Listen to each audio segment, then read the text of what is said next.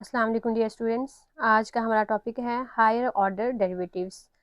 तो सबसे पहले हम देखते हैं कि नोटेशंस हमने क्या यूज़ करनी है। तो हमने स्टार्ट किया था, किसी भी फंक्शन को हम लिखते हैं y equal to f of x. हम लिखते हैं y equal to f of x simple function को डिनोट करने के लिए। उसके बाद जब हम इसका डेरिवेटिव लेते हैं तो इसको हम लिखते हैं d y by d x, और ये साइड हमारी बन जाती है f prime of x. These are the notations. F prime of x लिख लें या d y by d x x लिख लें, एक ही बात है। ठीक है, अब ये है कि ये जो फर्स्ट टाइम हम डेरिवेटिव लेते हैं सिंगल डेरिवेटिव, इसको कहते हैं first order derivative. First order derivative है ये। ठीक है, d y by d x. और इसकी दूसरी नोटेशन जो हम इसको y के सबस्क्रिप्ट में y1 लिख दें, इसका भी यही मतलब है कि जो भी फंक्शन दिया गया है y की फॉर्म में उसका फर्स्ट डेरिवेटिव। ठीक है, या f की फॉर्म में दिया गया है सिंगल प्राइम है उसका फर्स्ट डेरिवेटिव, या d y by d x है d की पावर 1 है तो मीन्स फर्स्ट डेरिवेटिव। इसी तरह से अगर हमें कहा जाए कि आप इसका सेकेंड ऑर्डर डेरिवेटिव निकालें, इसका सेकेंड ऑर्डर डेरिवेटिव,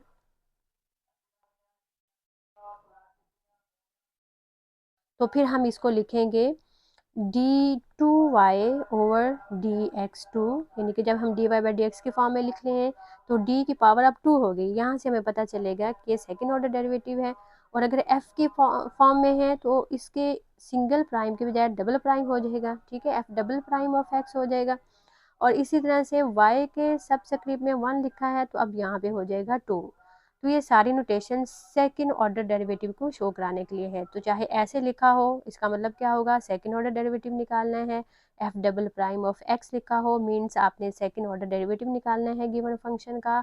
y2 लिखा हो मीन्स आपने इसका सेकंड डेरिवेटिव निकालना है y की फॉर्म में जो भी फंक्शन दिया गया है। और अगर इस तरह की नोटेशन हो कि हमने d three y over d x three equal to f triple prime of x, या इस तरह से लिखा हो y3, तो ये सारी नोटेशंस किसके लिए होंगी, these will be third order derivative.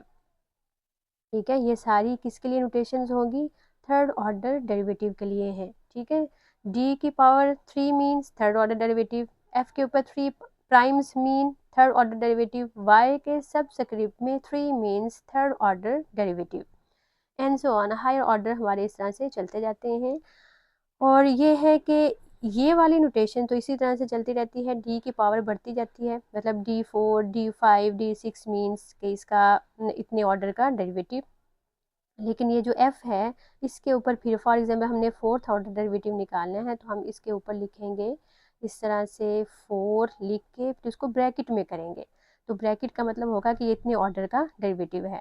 तो फॉर एग्जांपल हमने n टाइम तक इसका डेरिवेटिव लेना है तो f n of x means का nth ऑर्डर डेरिवेटिव। और इसी तरह से y के सबस्क्रिप्ट में n लिखा हो मीन्स n ऑर्डर डेरिवेटिव। और यहाँ d की पावर कितनी होगी, n होगी, so d n y over d x power n। तो ये कितने ऑर्डर का डेरिवेटिव है, nth ऑर्डर डेरिवेटिव। अब ये है कि किस फंक्शन के कितने डेरिवेटिव्स हम निकाल सकते हैं। तो पोलिनोमियल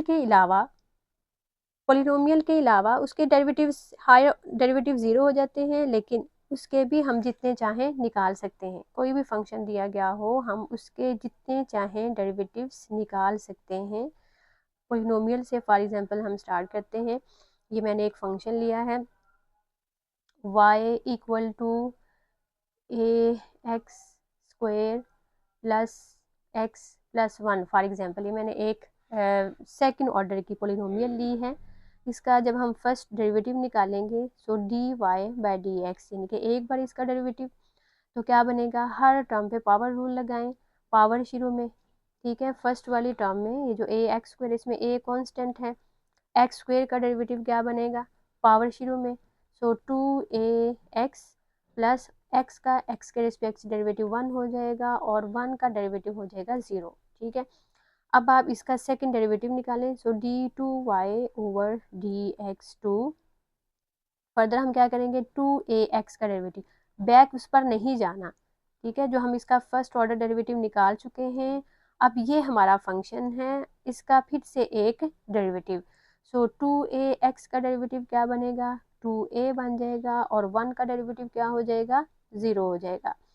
इसी तरह से अगर हम थर्ड डेरिवेटिव इसका निकालना चाहें, so d cube y over d x cube. अब देखें जो हमारा फंक्शन बचा है सेकंड डेरिवेटिव के बाद, वो क्या है, 2a which is a constant, इसमें कोई वेरिएबल नहीं रहा। ठीक है, और कांस्टेंट का डेरिवेटिव क्या होता है, किसी वेरिएबल के रिस्पेक्ट से वो 0 हो जाता है। ठीक है, इसी तरह से अगर हम इसका फोर्थ ऑर्डर डेरिवेटिव निकालना चाहें, तो 0 का डेरिवेटिव 0 रहता है। ठीक है, इसी तरह से फिफ्थ ऑर्डर का डेरिवेटिव जब हम इसका निकालना चाहें, वो भी क्या होगा, 0 होगा।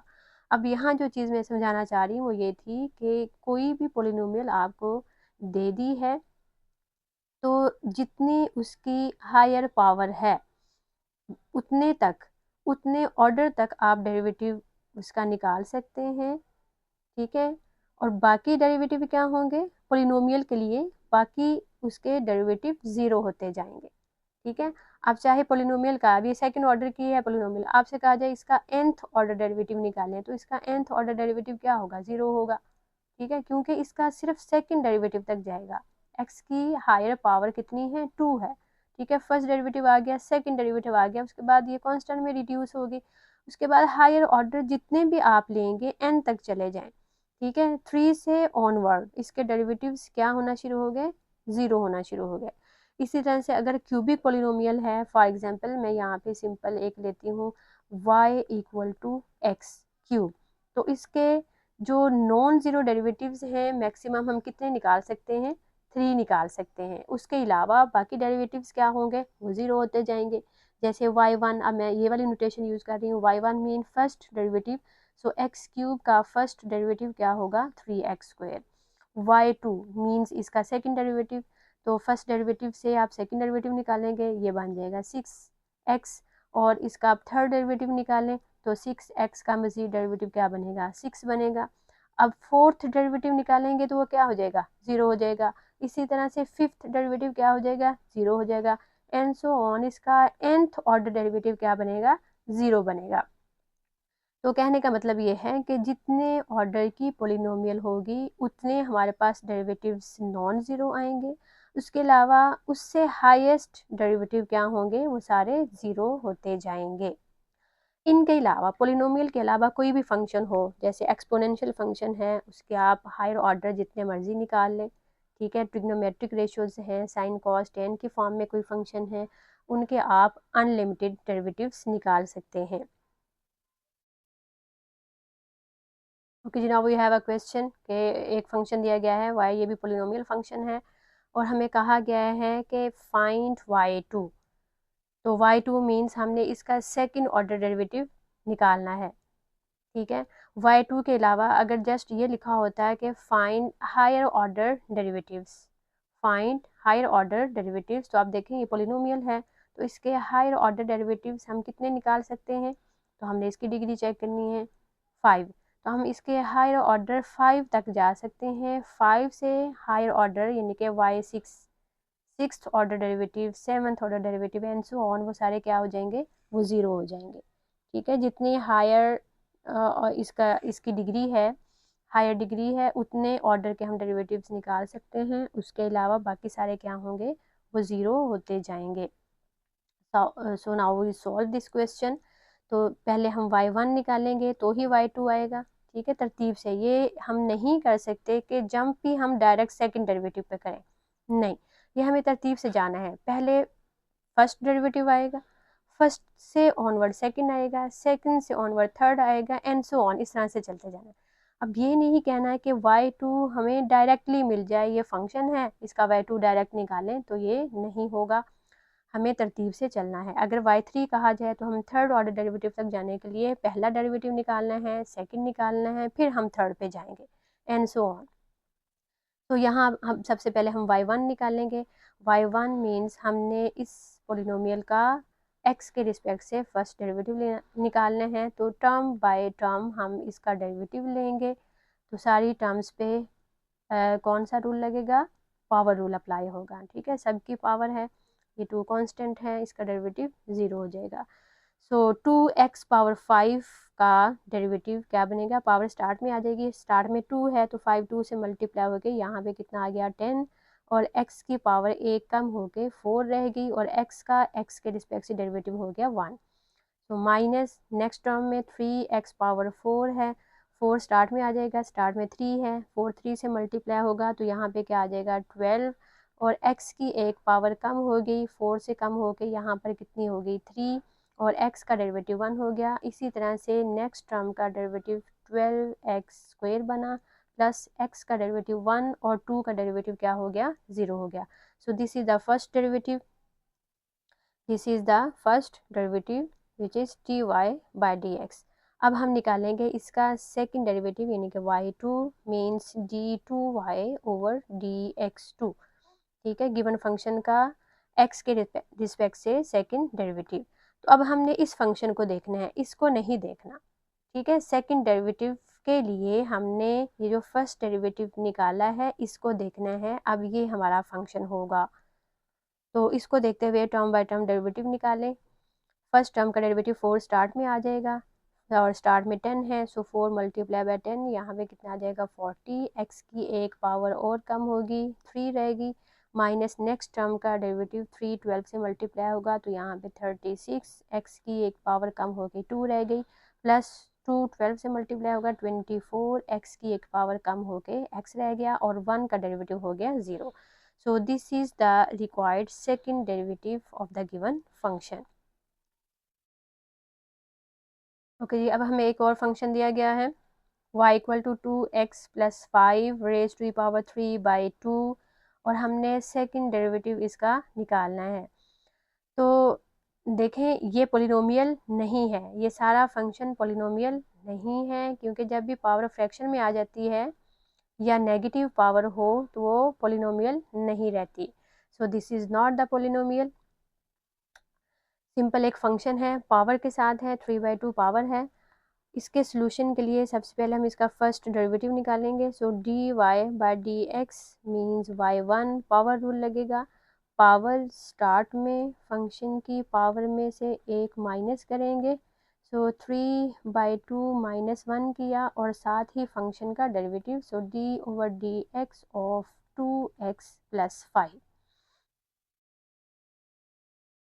3/2 इंटू 2x प्लस 5, इसकी पावर कितनी रह जाएगी, बाकी इसकी पावर बचेगी 1/2, और साथ फंक्शन का डेरिवेटिव बनेगा, ये डेरिवेटिव जब ब्रैकेट के अंदर अप्लाई होगा 2x का डेरिवेटिव 2 और 5 का डेरिवेटिव 0, तो इस सारी ब्रैकेट का आंसर हमारे पास आ जाएगा 2, तो यहाँ पे आ गया 2, ये 2 इस 2 से कैंसिल आउट, तो बाकी हमारे पास रह गया 3 into 2x plus 5 raise to the power 1/2, this is the first derivative. अब हमने सेकंड डेरिवेटिव निकालना है, सो d2y over dx2 means y2, so again this is the derivative of the first derivative, so d over dx of y1, ठीक है, d over dx of y1, ठीक है, y1 जो हमारे पास था वो क्या है, d over d x of 3 into 2x plus 5 with power 1/2, इसका हमने डेरिवेटिव लेना है। 3 कांस्टेंट है, इसको बाहर ले लें, पावर रूल पहले आएगा, सो पावर स्टार्ट में, तो इस तरह से ये हमारे पास बना 3/2, फंक्शन की पावर में से एक माइनस किया, सो 1/2 माइनस 1 किया, 1/2 माइनस 1, साथ ही फंक्शन का derivative, so D over d x of 2x plus 5,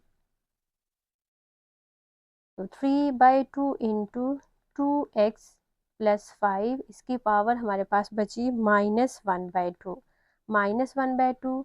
अब अगेन यहाँ पे ये डेरिवेटिव ब्रैकेट पे अप्लाई होगा, तो ब्रैकेट में 2x का डेरिवेटिव 2, 5 का डेरिवेटिव 0, तो इस सारी ब्रैकेट का आंसर हमारे पास आ गया 2, ये 2 इस 2 से कैंसिल आउट, और दूसरा ये है कि इसकी पावर -1/2 है, इसको हम नीचे ले जाएंगे, नीचे जाके पावर इसकी प्लस की हो जाएगी, और power 1/2 means square root, so 3 divided by 2x plus 5 square root, So this is the second derivative of the given function.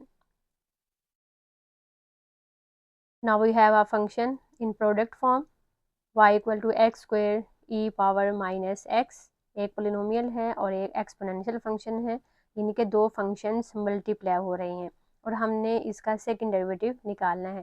तो सबसे पहले फर्स्ट डेरिवेटिव लेंगे, ठीक है।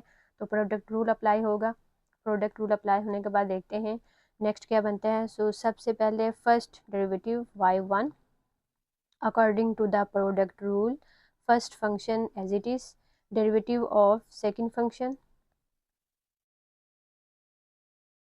plus sign, now second function as it is, derivative of first function। अब इनके derivatives open करें। So x square as it is, exponential function का डेरिवेटिव क्या होता है, exponential function as it is और इसकी पावर में जो फंक्शन है उसका डेरिवेटिव, पावर में फंक्शन माइनस एक्स है उसका डेरिवेटिव आ गया -1 plus e power minus x as it is और एक्स स्क्वायर का डेरिवेटिव आ गया 2x। So we have minus x square e minus x plus 2x E power minus x. अब चाहे तो इनको ई पावर माइनस एक्स इसमें से कॉमन निकाल लें, कॉमन निकाल के इसको सिंप्लीफाई कर लें, या नेक्स्ट डेरिवेटिव के लिए इसको अलग से हम प्रोडक्ट रूल लगाएंगे और इस पर हम अलग से प्रोडक्ट रूल लगाएंगे। तो आसानी ये है कि हम ई इस पावर माइनस एक्स इसमें से कॉमन निकाल लें। सो ई माइनस एक्स कॉमन निकाला, यहाँ हमारे पास रह गया 2x माइनस एक्स स्क्वायर, मैंने प्लस वाली टर्म पहले लिखी है, माइनस साइन वाली टर्म बाद में लिखी है। So this is the first derivative of the given function. Now we have to calculate second derivative, y2 means d over dx of y1, ठीक है, यानी कि जो हमने फर्स्ट डेरिवेटिव निकाला हुआ है उसका अगेन डेरिवेटिव। तो इसमें देखें ये हमारे पास फिर प्रोडक्ट रूल की फॉर्म में है, एक exponential function multiply by a polynomial. Product rule के मुताबिक first function as it is, derivative of second function, second function यहाँ पे 2x माइनस एक्स स्क्वायर है, फिर plus sign, second function as it is and derivative of first function e minus x. Now resolve the derivative, इसका derivative हम लेंगे। So e minus x brackets का derivative हमारे पास क्या आएगा, 2x का डेरिवेटिव 2 माइनस एक्स स्क्वायर का डेरिवेटिव 2x आ गया, plus 2x minus x square as it is and d over dx of e minus x which is an exponential function, so exponential function as it is into derivative of power function, power में function minus x है उसका derivative आ गया -1। इनकी brackets open कर लें, अगर same terms आती हैं उनको कलेक्ट कर लें। सो 2e minus x minus 2x e minus x minus ये वाला माइनस इस प्लस से मल्टीप्लाई होकर इसको भी माइनस कर देगा, तो हमारे पास यहाँ पे आया -2x e minus x then plus x square e minus x. अब इसमें ये दो टर्म्स एक जैसी हैं, इन दोनों को हम इकट्ठा कर लेंगे और बाकी टर्म्स एज इट इज़ हैं। So 2e minus x minus 4x e minus x plus x square e minus x, सारे फंक्शंस में से e माइनस एक्स कॉमन निकाल लें, then 2 minus 4x plus x square. So this is the required second order derivative of the given function.